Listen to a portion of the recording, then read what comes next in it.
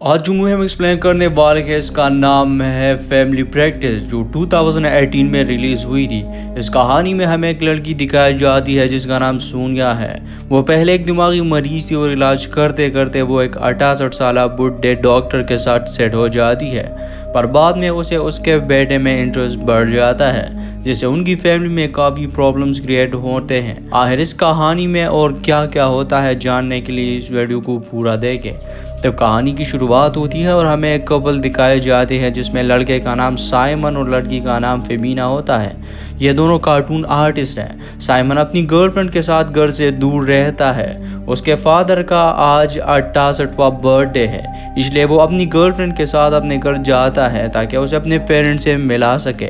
Simon यहाँ पर अपने मॉम डैड और बहुत सारे फैमिली मेम्बर्स को देखता है, लेकिन उसकी नज़र एक लड़की पर जाती है जिससे इससे पहले उसने अपने घर में कभी नहीं देखा था।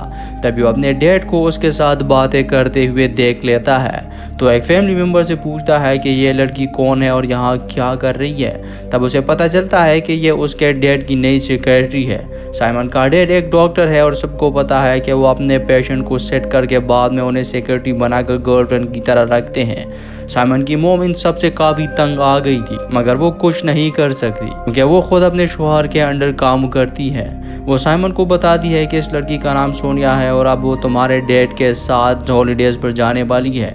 वो कहती है कि अब मेरी शादी का टूटना लगभग तय है क्योंकि ये सोनिया अब तुम्हारे डैड से शादी करके ही रहेगी और ये तुम्हारी स्टेप मॉम बनेगी। इसके बाद साइमन कहता है कि वो इन सब में क्या कर सकता है। तब उसकी मॉम उसे बताती है कि अगर वो उसकी जगह क्लिनिक पर काम करे तो वो उसके डैड के साथ हॉलीडेज़ पर जाकर टाइम स्पेंड करेगी, जिससे हो सकता है उनकी शादी बच जाए। साइमन को यह आइडिया पसंद आता है और वो क्लिनिक में काम करने के लिए मान जाता है। वही साइमन के डैड को अब मजबूरी में उसकी मॉम को अपने साथ हॉलीडेज पर ले जाना पड़ता है और सेक्रेटरी को साइमन के साथ काम करने के लिए अकेला छोड़ लेते हैं। अगले दिन क्लिनिक में साइमन और सोनिया बैठकर बातें कर रहे थे। सोनिया बताती है अगर तुम अपनी मॉम का काम करने के लिए रेडी ना होते तो मैं तुम्हारे डैड के साथ घूमने जाती और हमारी रिलेशनशिप और मजबूत हो जाती। इसके थोड़ी देर बाद साइमन खिड़की से बाहर सोनिया को किसी से फोन पर बात करते हुए सुन लेता है। वो कह रही होती है तुम्हारे पास बीवी बच्चे तो है लेकिन मेरे पास तुम्हारे सिवा कोई भी नहीं है। साइमन समझ जाता है कि उसके डैड हॉलीडेज पर जाने के बाद भी सोनिया से बातें कर रहा है। इसके बाद काम करते करते सोनिया काफ़ी इमोशनल हो जाती है। वो साइमन से कहती है वो किसी तरह उसके डैड से शादी करना चाहती है। उसका इस दुनिया में कोई नहीं है और बस वही है जो सोनिया से प्यार करता है।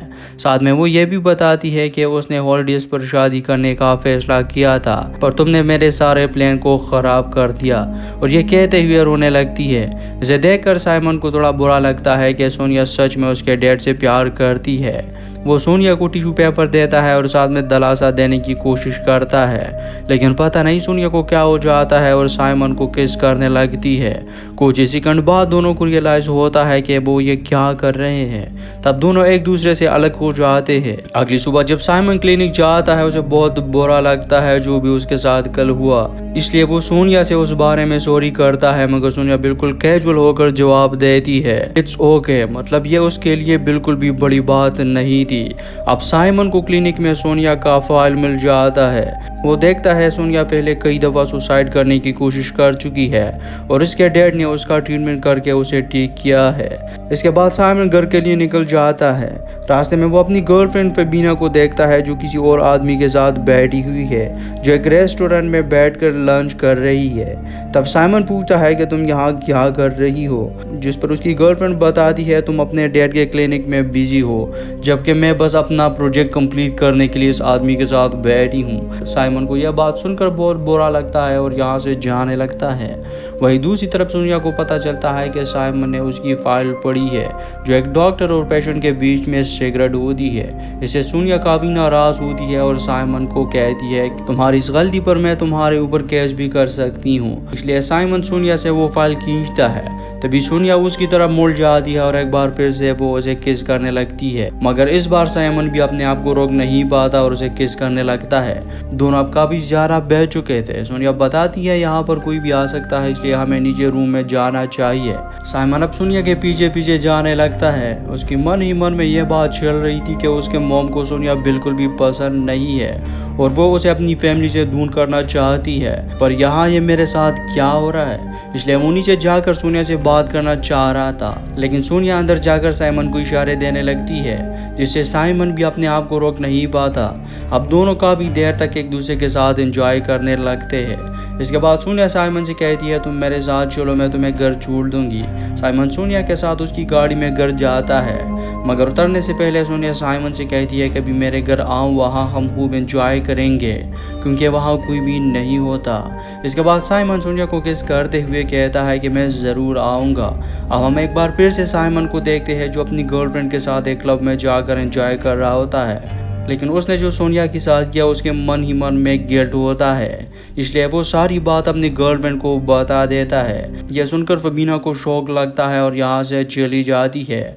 अब ना जाने क्यों फबीना के पीछे जाने के बजाय साइमन यहाँ से सीधा सोनिया के घर चला जाता है और दोनों एक बार फिर से अपने आप को कंट्रोल नहीं कर पाते और एंजॉय करने लगते हैं। अब एंजॉय करते करते काफ़ी रात हो जाती, इसलिए साइमन वहीं पर रुक जाता है। अगली सुबह जब साइमन उठता है तब सोनिया मार्केट गई होती है, तो वो सोनिया के प्लेट को अच्छे से देखने लगता है जहां उसके डैड और सोनिया के फोटो होती है, जिससे साइमन समझ जाता है कि ये प्लेट उसके डैड ने सोनिया को दिया है। तभी उसके डैड वहां पर आ जाते हैं और साइमन को यहाँ देखकर थोड़ा शौक हो जाता है। वो साइमन से कहता है, तुम यहाँ क्या कर रहे हो?